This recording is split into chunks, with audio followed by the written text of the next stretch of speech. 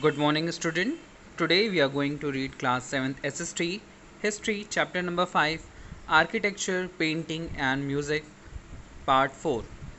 Now, in the rest of the previous video, I had explained about the different architectural style from the Hindus or the temple architecture or the Islamic architecture. Now, we have to continue this chapter along with the new, that is the painting that were developed during the reign of the different emperors in the medieval period. So basically, the most important painting which was evolved during the medieval period, it was the imperial Mughal painting, or it is also known as miniature painting. So basically, this painting were also considered or known as the Mughal painting because it is a particular style of South Asian. Basically, if we say North Indian or that is UP, Bihar, and the peripheral areas, as well as Pakistan, that was also the part of India during that time. Painting confined to miniature either as a book illustration or as a single work to be kept in album, that is Maracca. So basically, the paintings which were painted during that time, they might have the miniature. They are the miniature. They can be book of illustrations, means the book of paintings, or they can be the single page that illustrate the particular theme basically. That this painting, this miniature painting or the Persian miniature painting was developed in the court of Mughal Empire. The reign is it was time period was 16th to 18th century. So basically, it this is the particular year in which the Mughal painting get developed by the Mughal emperor during these century. And the main subject for the paintings were like animal, plants, or whatever they paint, they look like a realistic. So that is why the most famous paintings were there. Acha, you have heard that in the while constructing the architectural development like monuments, they do not use the animal and human figurine, but in the painting they used to paint the animal as well as human, here also the plant also. So they painted these things. And the Persian tradition of richly decorated border framing the central image. So how the paintings were there at the time, the main figure is in the center, and the borders of that particular painting is decorated with decorated border basically. It is decorated by different color flowers using different patterns. So this was the particular part of the Mughal painting. And how this was started, so this was started by the Babar basically, because he wrote lot of things in his book Babarnama, autobiography Babarnama, and he provided the most lavishly decorated text. So what the Babarnama is, it is his it the Babarnama shows, this Babarnama gives the sample or the example to the upcoming rulers after the Babur, that they can emerge this drawing pattern, this painting pattern with them, and this led to give a new generation or the new type of painting in India, that was Mughal painting or the miniature painting. So basically, it is just because of the taste or the choice of the emperor, that how he wanted to uh, paint, or what he did for the painting basically. Mughal paintings were a unique blend of Indian, Persian, and Islamic style. So, as you know, I had explained in the previous videos also.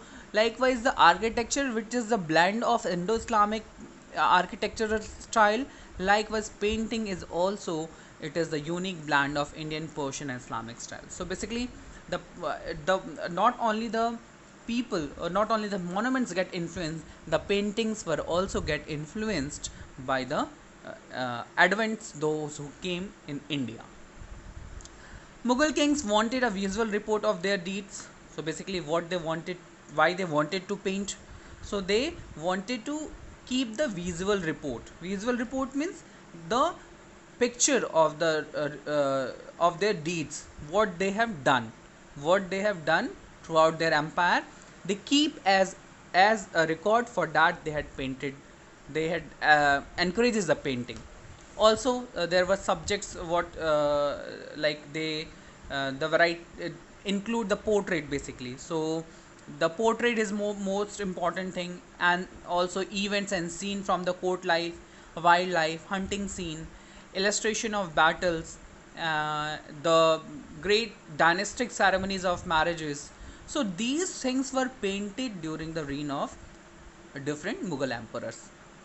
So these were the subjects, like they what they did means what they did for their subjects, or what their even their own portraits, events and scenes of the court life. So basically what is going in the court, the royal darbar.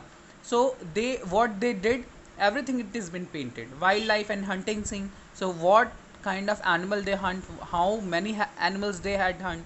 So these pictures were also there. Battles, so how do we know about the battles? So we can easily observe from the pictures that is painted by the different painters during that time, and also the ceremonies of marriages.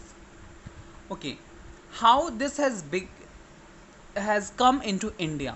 The painting, miniature painting, how it has come to India, it is because of the Emperor Humayun. So you have read in the previous chapter that Humayun was in exile to the Safavid court in Persia, Shah Tamash first, that I had explained. So he was there in exile and he exposed the miniature painting. So there he get to know more about the miniature painting in the Persia basically. So when Humayun returned to India, he brought two Persian painters, that is Abd al Samad and Mir Sayyid Ali. So Humayun is the person who brought the two Persian artists, painters basically, like Abd al Samad and the Mir Sayyid Ali. So they both came with the Humayun, and they were with the Akbar also. So these two painters were with the Akbar as well.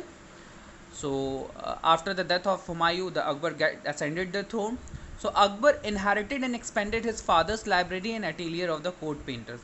So what the library, it was established by the Humayun. Akbar expanded that library. How he done this? Because you have read about the Ibadat Khana and Dine Ilahi or Sulh Kul. Everything that was comes under the library. So the whatever he had done, those things were reported into the library of the Humayun basically. Now he already paid a close attention to the paintings. So he already paid the close attention, means he took interest keenly in the paintings and the paintings and the painters. More than 100 painters were employed, most of whom were Hindus from Gujarat, Gwalior, and Kashmir, who gave birth to a new school of painting, popularly known as Mughal School of Miniature Painting. So, this is the form of painting. Mughal School of Miniature Painting is, it means that this is the form of painting which was emerged during the Mughal Emperor Akbar. So, how this emerged? It is just because the different painters, those who are coming from the different part of the India, they brought their own distinctive style, and they had mixed those styles with the Persian style of miniature painting. So this gives the chance to develop a new style of painting that was known as Mughal School of Miniature Painting. That gives the chance to the other painters to come and paint for Akbar. One of the first creation that attributed to the school of miniature painting was Hamza Nama. So this was the first book, we can say a first a compilation of the painting that was known as Hamza Nama, and it is written by Badayuni. That it was started in 1576 and it was completed in 1582. It's approximately 6 to 7 years took to complete this painting. It has a hugely large pages, or these pages are woven clothes rather than the usual paper. So they do not use the paper. Instead of paper, they use the woven clothes, and on that they have painted the Hamzanama basically, and often crowded with the figures. So these paintings were full of figurines, full of figures in the Hamzanama. The Hamzanama story of Amir Hamza, an uncle of Prophet, were illustrated by Mir Sayyid Ali. So Mir Sayyid Ali, he was brought by the Humayun, and he was there with the Akbar also. He painted the story of the Amir Hamza, and he was the uncle of Prophet Muhammad. Prophet's uncle Amir Hamza was there. He described the story of the Amir Hamza into that Hamzanama. The painting of Hamzanama are large, size of 22 into 27 inches. So this is the total size of the painting, 20 inches into 27 inches. They all were painted on the clothes that I had explained. They are in the Persian style. Brilliant red, blue, and green color predominate the pink. So they use the brilliant red color, blue color, green color that dominate the pink. Means they had also uses the pink, but pink was dominated by the red color, blue color, and green color. They used those colors for showing the eroded rocks, vegetation, plains, blooming plums, means the basically flowering of the fruits, and peach trees, and those things are just a reminiscent of the Persia. So what they painted in the Hamzanama, that all were in the it's a replica of Persia basically. It's what the Persia it's look like there are eroded rocks, vegetation, plains, or whatever the things it is found in the Persia that were painted in the paintings. So this was the act that is towards the Akbar that he took.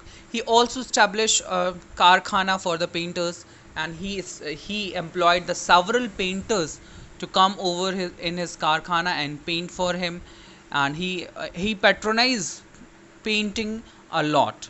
So Akbar is considered as the first emperor who started the karkhana, or the particular office for the painting purposes.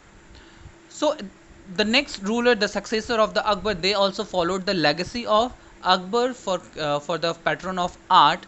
So in line that in the continuity of the Akbar, Jahangir had an artistic inclination, and during his reign, Mughal painting developed further. So after the Akbar, what he done for the painting, his son Jahangir also had took a lot of interest into the Mughal painting. Brushwork become very finer. So brushwork means that the pointed things were mentioned very finely with the help of the brush, and the colors were lighter. And Jahangir, he though the Mughal miniature painting was the part of the Mughal Empire, but Jahangir also get influenced by the European painting, because European painting is so different from the Mughal style of painting. So he get influenced by the European paintings also, and there you can see some of the pictures of the Mughal miniature painting. There you can observe how finely they have fine they have made this paintings, and they depicted various things. Now, so Jahangir, he particularly encourages the painting depicting events of his own life. So likewise, the rest Mughal emperors, they have done like painting the events of the royal court, marriage ceremonies, and so many things. So behind that, Jahangir painted the events of his own life and individual portraits. There you can see the picture of that is the individual portraits, means there is no one else beyond the emperor. Studies of bird, flowers, and animals. So these were also painted. So how the birds and flowers and animals, the studies basically. So what he observed from the flowers, birds and animals. He painted those things in the painting. Jahangir's most talented portrait painters were Ustad Mansoor, Abul Hasan, and Bishan Das. So these were the some of the painters, those who get the more prominent in the into the Jahangirin, because they were the painters whom Jahangir patronized. Now, after the Jahangir, his son Shah Jahan, he also developed the Mughal painting, but the court painting became more rigid and formal. So after the Shah Jahan, after the Jahangir, Shah Jahan, he took the painting very seriously, and he made the painting very rigid, means fixed and formal. Means painting should be like that only. No extra element should be added in the paintings. So, as you have read in the previous chapter, Padshah Nama or the Badshah Nama. So, this was the illustrated book. So, in the previous also I had explained that the Padshah Nama or Badshah Nama it was the illustrated book, means that in that book the painting contained books were there, and this gives the information during the reign of the Shah Jahan. So this was the royal collection or which were painted during the reign of Shah Jahan, means what the Padshah Nama has contained, the different paintings in that is gives the patronage of the painting during the Mughal Empire. Also, the Padshah Nama has a portrait of courtiers and servants of the king, painted with the great detail and individually. So there you can see the one picture of Padshah Nama. There you can see very finally or precisely the painting is made. There you can see the pictures of the top one. There you can see that is a jharokha for the king. He is looking towards the rest of his subjects. There were many servants and the subjects of Mughal Empire, so they were watching to the emperor. Some of the famous artists of Shah Jahan period were Muhammad Fakirullah Khan, or Muhammad Mir Hasim, Muhammad Nadir, Bichitra, Chitraman, Anup Chattar, Manohar, Honhar. So these were the famous artists during the reign of the Shah Jahan, sorry. And after the death of Shah Jahan, his son basically he captured the throne, and he made the Shah Jahan to he sent Shah Jahan in the prison, that you know. So Aurangzeb had no taste of art, and he did not made any monuments, as we have read in the previous videos. So he did not have the choice of painting, and he did not patronize the different monumental architecture or the other things. So because of that, the artists which were the part of the Mughal school of painting, they started migrating. They started leaving the court, and they started migrating to the Hyderabad in Deccan and Hindu states of Rajasthan in the search of new patrons. So they started leaving the places, and they started moving to the rest part of the Mughal Empire. So there they get recognized by the different painters, different kings and rulers, and they started painting. So what the painters, those who get migrated, those who reach to the regional kingdoms, so that gives the birth to the regional style of painting. This also, and also the earlier one, those who were living in those particular area, they had also started the painting during their time, like Rajput style of painting. So Rajput style of painting, it is also known as Rajasthani painting, because it was evolved and flourished in the royal court of Rajputana in the northern India, basically Rajasthan and near peripheral areas, during the time period of 17th and 18th centuries. So after leaving the court of Mughal emperor, they went towards these regional kingdoms, that is the Rajputs. Artists trained in the tradition of Mughal miniature, were dispersed from the imperial court and developed style also, drawing from the local tradition of painting, especially those illustrating the Hindu religious epics, the Mahabharata and the Ramayana. So basically the artists, those who dispersed, those who moved from the Mughal school of painting, they carried the tradition of miniature painting. They carried a tradition of miniature painting, and they also painted those miniature painting for the Hindu epics also. They painted in the style of miniature painting the Mahabharata, the Ramayana, and the more epics of the Hindu. They had painted those things into the miniature style of painting. Each Rajputana kingdom had evolved a distinct style with the certain common feature. So the different Rajputana have the different style of painting, but they have the common.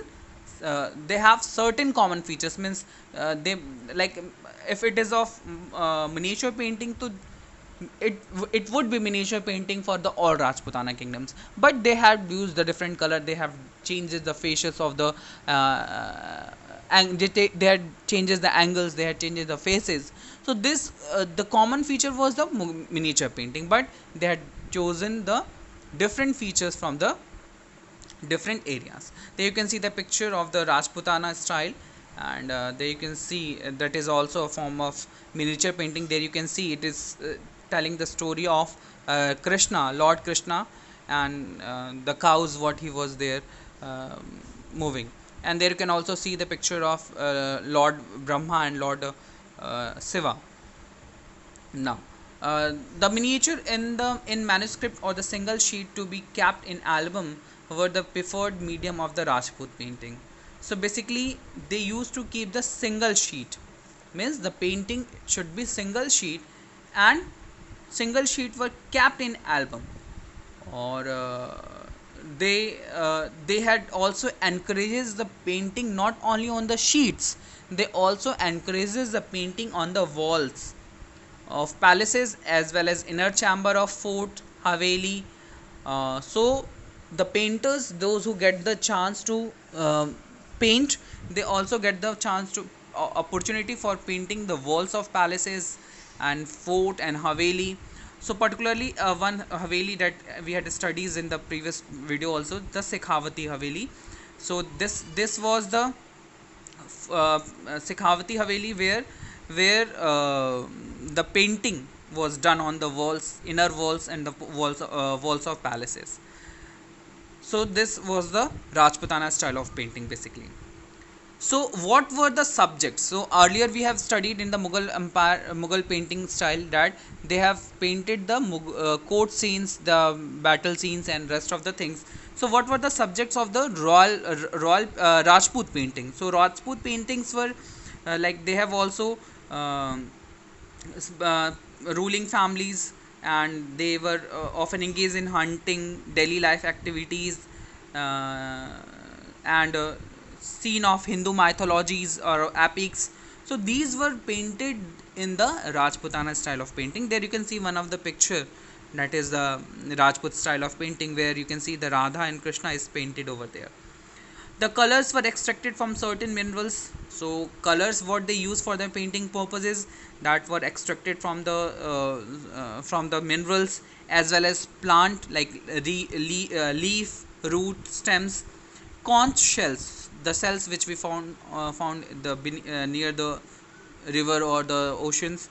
And some of the precious stone get grind means they make the fine powder of the stones, and they used as a color. Also they use this gold and silver, the color basically they use for the painting, gold and silver color. The preparation of desired color was lengthy process. So what the color they wanted to paint, it is very lengthy, because for one color it took several weeks to make that particular color. And the brushes what they used in the Rajputana style of painting were very fine. So basically this was the Rajputana style of painting that was emerged after the Mughal emperor did not patronize the painting. So basically Aurangzeb we are talking about. So Aurangzeb did not patronize, and the painters, those who are the part of the Mughal school of painting, they started migrating from the Mughal Empire, and they reached to the different part of the regional kingdoms. So they have developed their distinct style of painting. Now moving towards the next, that is the Tanjore painting. So Tanjore painting, it is also important form of painting in the southern India, and the Tanjore painting also known as Tanjore painting because it was developed in the Tanjore, that is in Tamil Nadu right now, present day. So because of that, the place it was developed, it was known as Tanjore painting.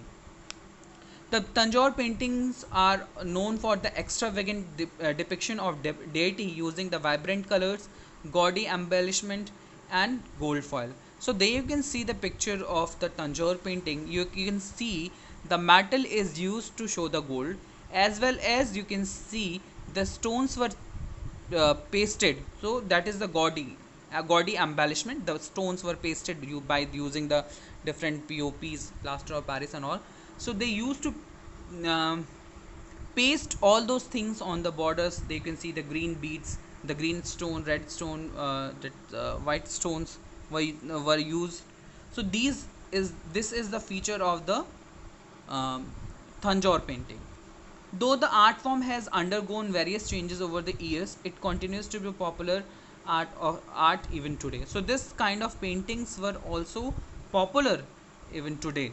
So this is one of the style of Tanjore painting or the regional painting besides the Rajput painting. In Tanjore painting, we can see the influence of Deccani, Vijayanagar, and Maratha.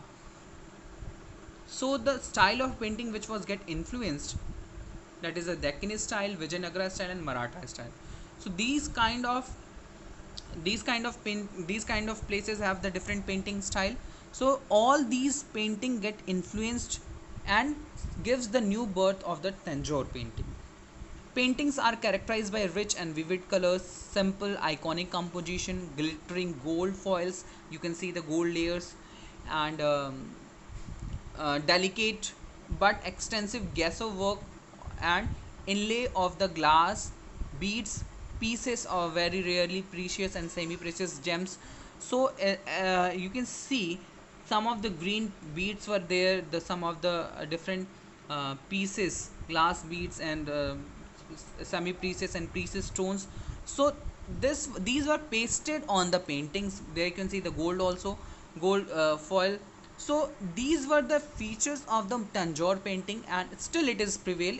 Still it is famous in the Tanjore, and the subjects what they had painted is like Hindu gods, goddess, saints, or Purans, Sthala Purans, religious texts. So basically, they had painted, or they had made They had made the paintings on the Hindu deities or Hindu god and goddesses. So this was the main themes of the Tanjore painting. Artists in the past, they used the vegetable and minerals dyes as the natural color for their artwork, but nowadays chemicals are using for the painting. But earlier it was they used the vegetable and mineral dyes as the stones, they extracted from the stones and the trees leaves and rest of the things.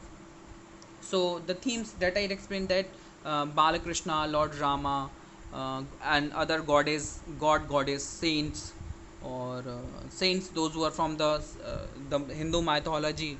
So these were the themes of the Tanjore painting during the 6th, 17th, and 18th century. So another that we have to understand, the painting of Malwa and Deccan and Jaunpur. So the new emerged, that was painting type emerged into the Malwa and Deccan and Jaunpur. The first we have to understand the Nimmat Nama, or Nimmat Namai Nasruddin Sahi. So this is the manuscript that this was painted at Mandu near about 1500, and this is the Indian cookbook which is written in Persian language, and these recipes, the recipes is mentioned in the Nimat Nama. It had the painting of those for illustrating the preparation of the recipes. So there you can see the picture. this this is the picture of Nimatnama. You can see they are preparing something. They are preparing some food, and the procedure of preparation of food is painted in the Nimatnama. So this is proper. This is properly found at the Mandu. So Mandu is the now it is in Karnataka, and it is the Malwa style and Deccan style of painting they can see, and this gives the good example of the regional style of painting. One another painting was developed, that is the Lodi Koladhar. It is another style of painting that is developed in the Sultanate region, stretching from Delhi to Jaunpur. So this painting was this painting get developed from Delhi to Jaunpur. So from Delhi, the miniature painting comes to the Jaunpur. So that is the Lodi Koladhar painting. The miniature painting, which initially thrived in the court of Bahmani and later in Golconda and Bijapur and Ahmednagar court, or also known as Deccan school of painting. So, in the Mughal style of painting, you have heard about the Mughal school of painting.